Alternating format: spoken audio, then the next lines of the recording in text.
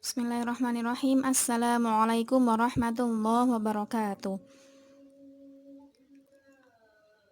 Ya, baik teman-teman, hari ini kita kembali belajar mengenai tadabbur basmalah ya. Kita belajar mengenai tadabbur Bismillahirrahmanirrahim. Ya, sebelum kita mulai pembahasan kita pada hari ini, silahkan subscribe channel ini ya. Jadi nanti kalau ada video yang baru, teman-teman sudah bisa tahu. Jadi nanti tinggal buka kemudian tinggal menyimak. Karena nanti untuk kelas online tugas-tugas dan materi kebanyakan dari video ini begitu ya. Ya. Sebelum kita mulai, mari kita awali dulu dengan bacaan basmalah. Bismillahirrahmanirrahim. Dengan membaca bismillah kita berharap semoga Allah memberikan keberkahan dalam kita belajar ilmu ini. Semoga Allah memberikan kita kemudahan dalam belajar dan kita meminta pertolongan kepada Allah. Semoga ilmu yang kita pelajari hari ini berkah, Allah mudahkan untuk mengamalkan. Ya, sebelumnya Ustazah sampaikan dulu mengenai tugas yang harus kalian kerjakan hari ini. Apa? Yang pertama, menyimak video ini dengan baik. Silahkan disimak. Jika ada yang belum mengerti, silahkan diulang kembali. Kalau masih belum mengerti, silahkan bertanya ke Ustazah. Boleh bertanya kepada Ustazah. Tugas yang kedua, menjawab soal iman. Soalnya ada di akhir video ini. Nanti jawabannya bisa kalian temukan di materi video ini ya. Silahkan boleh mengerjakan sambil melihat sambil menyimak video. Ya, hari ini kita akan belajar mengenai Asmaul Husna dalam basmalah. Jadi kita tahu ya, basmalah, lafaz Bismillahirrahmanirrahim itu adalah kata pertama, lafaz pertama yang Allah ajarkan di dalam Al-Quran. Lafaz pertama dalam mushaf Al-Quran. Dan Masya Allah, di dalam lafaz pertama itu Allah mengajarkan kepada kita mengenai 3 nama yang paling agung, 3 nama yang paling baik, 3 nama yang paling dikenal. Apa itu? Yang pertama Allah, nama yang kedua Ar-Rahman, dan nama yang ketiga Ar-Rahim.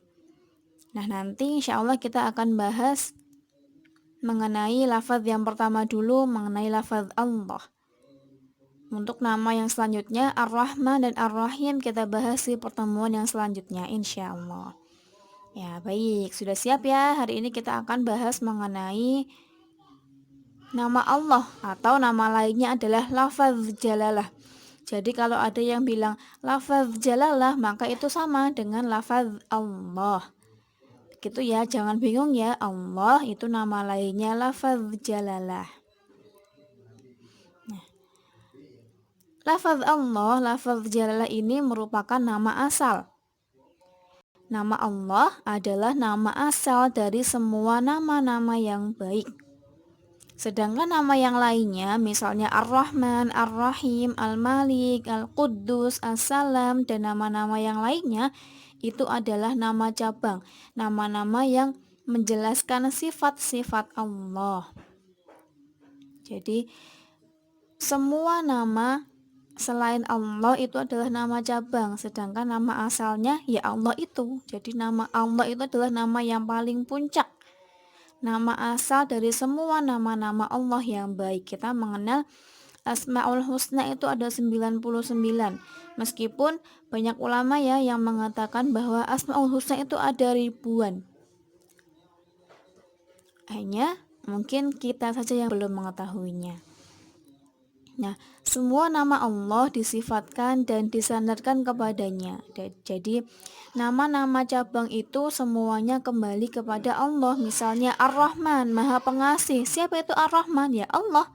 Ar-Rahim, Maha Penyayang. Siapa itu? Ya Allah. Jadi semua nama-nama Allah yang baik itu kembali kepada Allah, disifatkan dan juga disandarkan kepadanya. Maka itu karena Allah adalah nama asal. Semua nama-nama yang lainnya itu merupakan penjelasan dari nama asal itu, yaitu Allah. Yang kedua, lafaz jalalah atau Allah itu adalah nama yang paling agung. Menurut para ulama, lafaz Allah, lafaz Jalalah ini merupakan nama yang paling agung. Mengapa? Karena dia disifati dengan semua sifat-sifat yang agung. Seperti tadi kita sudah membahas bahwa lafaz Jalalah, lafaz Allah itu adalah nama asal. Semua nama-nama yang lainnya bersandar atau menjelaskan lafaz Allah itu sendiri. Maka semua sifat-sifat yang agung, baik itu yang maha menciptakan, yang maha memberikan rizki, yang maha agung, dan semuanya itu adalah Allah. Maka lafaz Jalalah, lafaz Allah itu merupakan nama yang paling agung.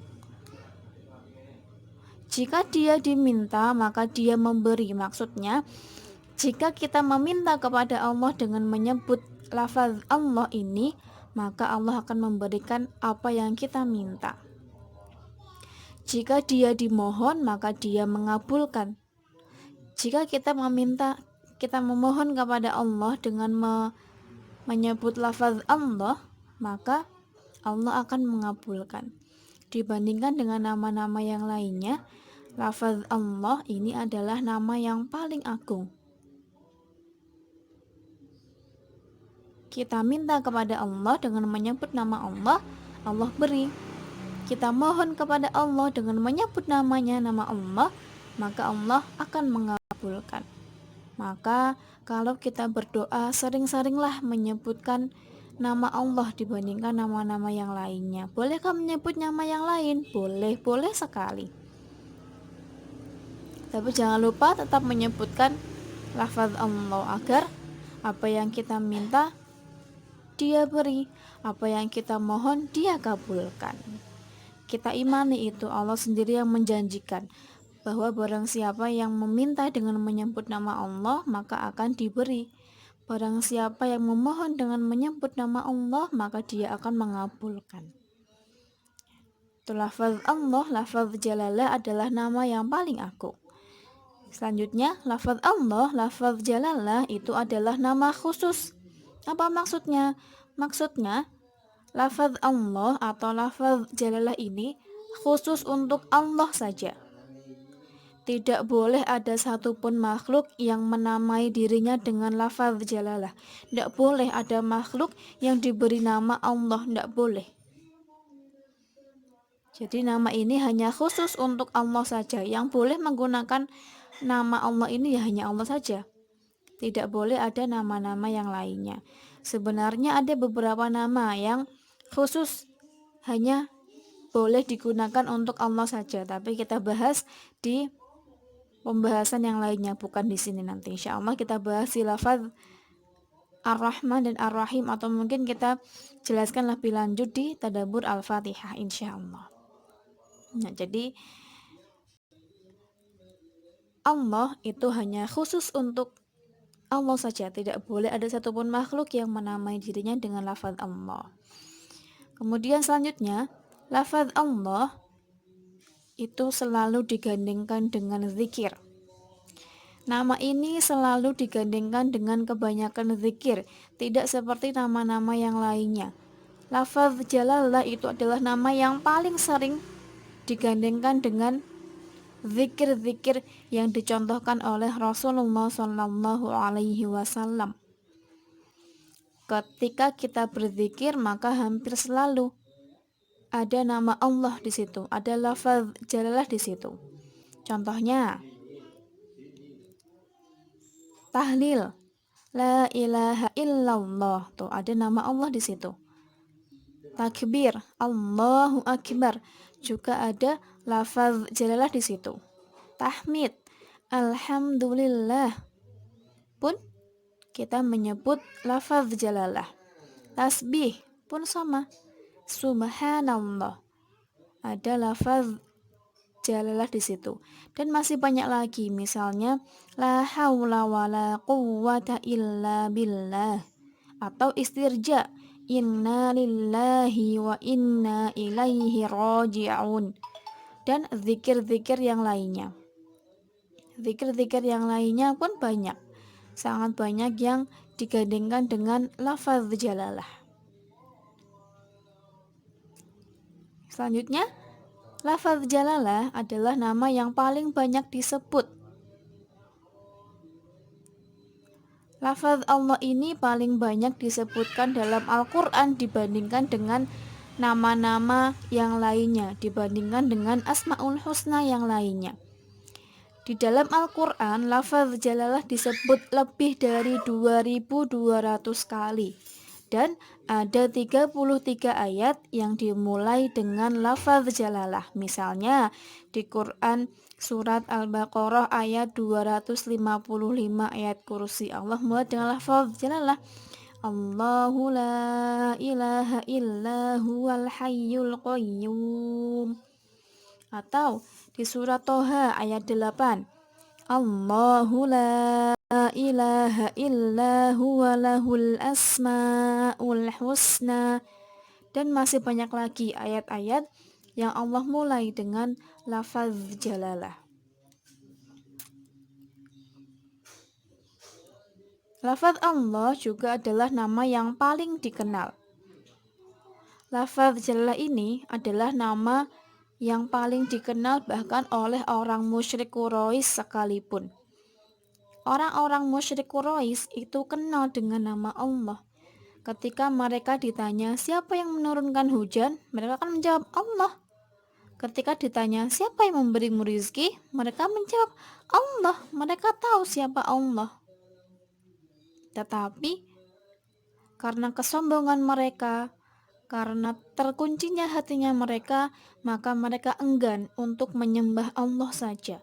Mereka mengingkari bahwa Allah itu adalah yang paling berhak disembah.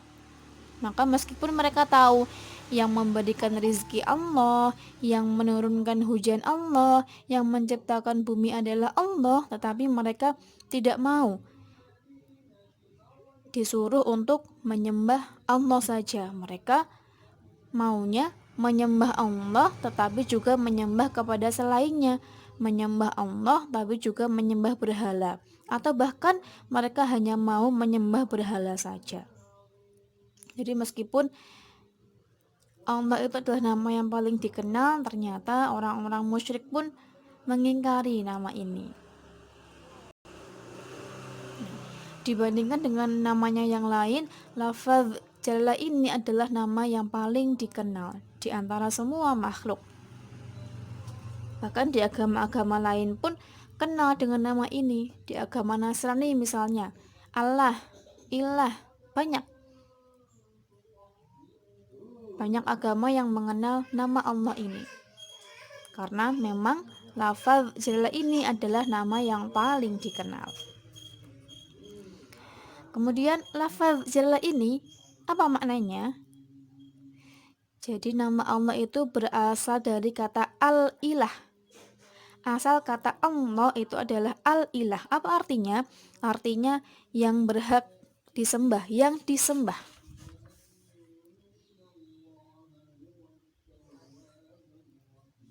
Maknanya Allah adalah zat yang berhak untuk disembah dan diibadahi oleh semua makhluknya. Jadi ketika kita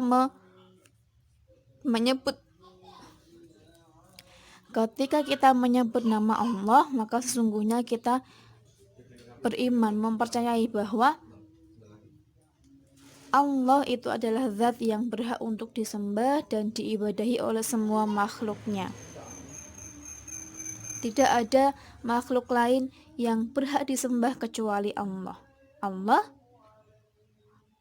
berhak untuk disembah. Kenapa? Karena Allah memiliki semua sifat-sifat agung yang dengannya Dia berhak untuk menjadi sesembahan yang hak.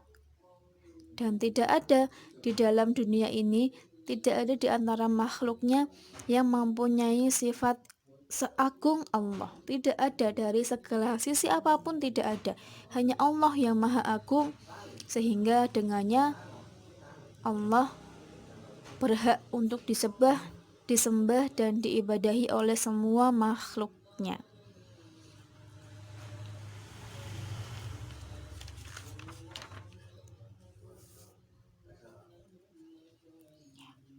Saya ulang, jadi kata Allah itu berasal dari kata al-ilah yang artinya disembah.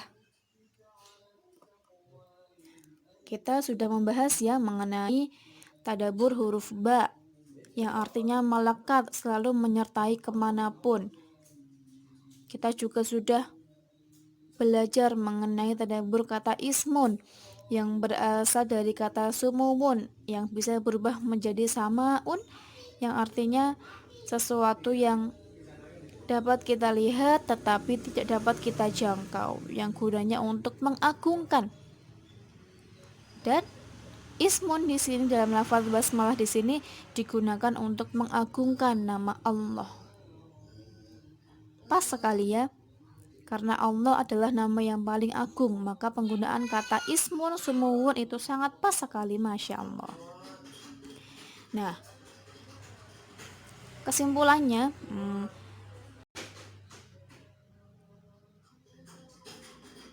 mushaf Al-Quran itu diawali dengan kata Bismillah.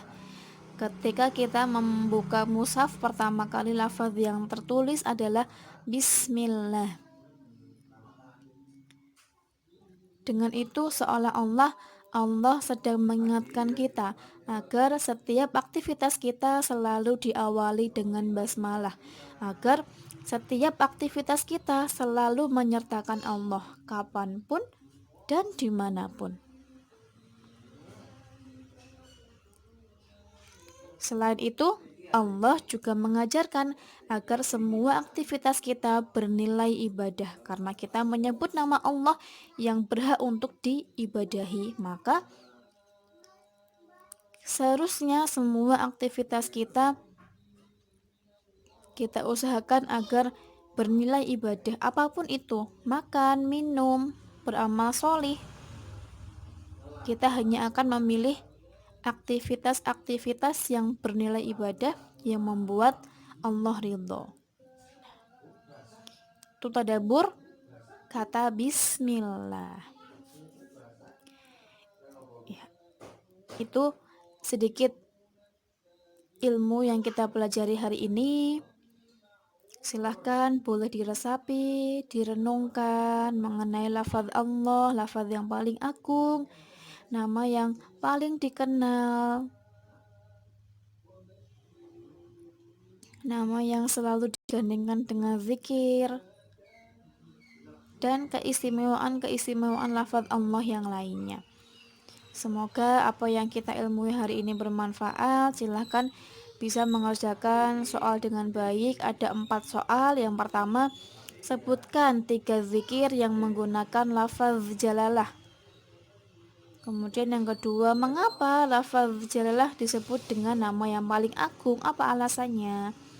Yang ketiga, berasal dari kata apakah nama Allah itu? Allah, lafaz jalalah itu berasal dari kata apa? Kemudian yang terakhir, jelaskan makna lafaz jalalah, apa makna lafaz Allah itu. Silakan dikerjakan di buku iman, kerjakan dengan baik, boleh sambil menengok video yang sudah disimak bersama tadi. Setelah itu kirimkan tugas ke ustazah dalam bentuk foto ya, maksimal jam 8 malam. Semoga Allah berikan kemudahan, Allah memberikan keberkahan sehingga ilmu yang kita pelajari hari ini bermanfaat, dan Allah mudahkan kita untuk merenungi, mentadaburi, dan mengamalkan ilmu yang kita pelajari hari ini. Barakallahu fikum. Jazakillah khairan, jazakumullahu khairan katsiran atas perhatiannya. Kita akhiri dengan bacaan hamdalah, alhamdulillah, assalamualaikum warahmatullahi wabarakatuh.